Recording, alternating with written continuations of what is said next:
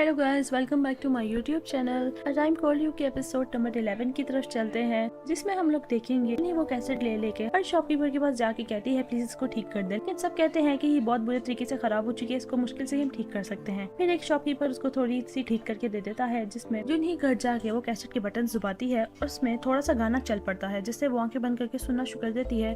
अब वापस टाइम आ जाता है 1998 का, जहाँ पे हम लोग देखेंगे मिंजू बैठी होती है और ये वही टाइम होता है जहाँ पे सीहन के घर में वो होती है और सीहन घबरा के कमरे से चला गया होता है। जैसे सीहन कमरे में वापस आता है तो मिंजू उससे जोर से हक कर लेती है और कहती है ऐसे ही खड़े तो मुझे तुम्हें हक करना है। उसके बाद सीहन उसको घर छोड़ने आएगा, उसको कहेगा कि तुम्हें हुआ क्या था, तुमने मुझे ऐसे गले क्यों लगा लिया। वो कहती है कुछ नहीं, मैं तुम्हें देख के अपने आप कंट्रोल में नहीं रख पाई। फिर मिंजू पर रूम में जाती है, जहाँ पे शीशे में देख के अपने आप को बहुत खुश होती है और जुन ही उसी रूम में बंद होती है जहाँ पे पहले मिंजू हुआ करती थी। फिर मिंजू जल्दी से उठती है, अपने भाई को जगाती है, वो याद करती है स्टाइल जुन ही का और उसी स्टाइल से जगाती है। फिर ये स्कूल पहुंच जाती है, जहाँ पे लड़कियां इसको देखती है कि ये वैसी चुप चुप क्यों है आज। तब इसको हाई करती है और कहती है प्लीज वैसी मत बन जाना जैसी तुम पहले होती थी, हमें वो मिंजू बिल्कुल नहीं पसंद, हमें तुम पसंद हो जो बोलती है। फिर मिंजू वॉशरूम में जाती है, जहाँ पे शीशे में अपने आप को देख के कहती है मैंने जुनही बनने की बहुत प्रैक्टिस की थी, लगता है मेरी प्रैक्टिस सही नहीं, थोड़ी और करनी पड़ेगी। यहाँ पे जुनही कहती है तुम कर क्या रही हो, तुम भला ऐसे क्यों कर रही हो। यहाँ पे मिंजू कहती है जुनही मैंने तुम बनने की बहुत प्रैक्टिस की ताकि सीहन मुझसे वैसे ही प्यार करता रहे जैसे वो तुमसे कर रहा था मेरी बॉडी में आने के बाद।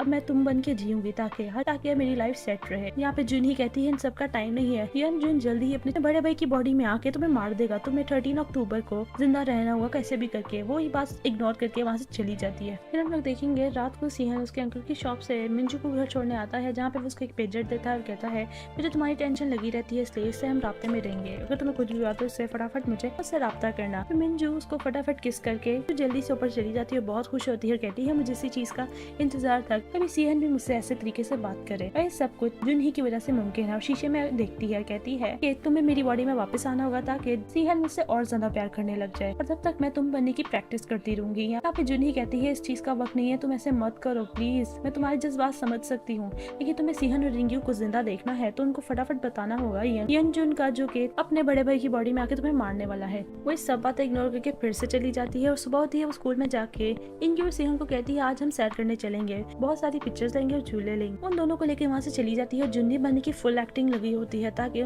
सीहन उसके साथ अटैच रहे, और वहाँ जाके झूले भी लेते हैं और तस्वीरें भी खिंचवाते हैं। फिर हम देखेंगे ये लोग घर आ रहे होते हैं, जहाँ पे बस में मिंजू सीहन के शोल्डर के ऊपर सरक के बहुत खुश होती है। इंजू सामने बैठ के मिंजू को देख रहा होता है और बहुत ही सैड होता है सीन देख के। उसके बाद हम लोग देखेंगे मिंजू और सीहन दोनों ही फोटोज बड़ी कराने जाते हैं, जहाँ पे मिंजू अपना नंबर लिख रही होती है और सीहन उसकी राइटिंग भी देखता है और उस वक्त इस चीज को इग्नोर कर देता है क्योंकि उसकी राइटिंग जुनही से बिल्कुल भी नहीं मिल रही होती। फिर उसके बाद सुबह हो जाती है, हम लोग देखेंगे मिंजू उनसे कहती है कि स्कूल के बाद हम मूवी देखने चलेंगे, जहाँ पे सीहन इनकार कर देता है। इंग्यू कहता है तुम यहीं पे रुको, मैं अपना बैग लेके आता हूँ। फिर इंग्यू क्लास में जाता है सीहन के पीछे, उसको कहता है तुमने इनकार क्यों किया मिंजू से, क्या हुआ, तुम उससे ऐसा सलूक क्यों कर रहे हो। यहाँ पे सीहन कहता है कि ये वो मिंजू बिल्कुल नहीं है, इसके साथ हमारी दोस्ती थी, इसका मतलब जुन ही चली गई है मिंजू की बॉडी से, मिंजू वापस आ गई है। इंग्यू कहता है क्या तुम्हें कहानियों पे यकीन हो गया, तुम यकीन कैसे कर सकते हो, जब से एक्सीडेंट के बाद होश में आई है तो वो तुम्हें हासिल करने के लिए एक्टिंग लगी हुई है, और तब से लेके अब तक वो एक्टिंग ही कर रही है, उसकी बॉडी में कोई नहीं आया, वो बस झूठ बोल रही है। यहाँ पे सीहन कहता है नहीं, उसकी बॉडी में जुन ही आई हुई थी और वो चली गई है, और मिंजू अब अपनी बॉडी में वापस आ गई है। यहाँ पे इन दोनों की बहस हो रही होती है, बाइक खड़े होकर मिंजू सब सुन के बहुत डिस्हार्ट हो रही होती है। फिर हम लोग देखेंगे सीहन जैसे घर जाता है, वहाँ पे मिंजू की और जुनही की दोनों की राइटिंग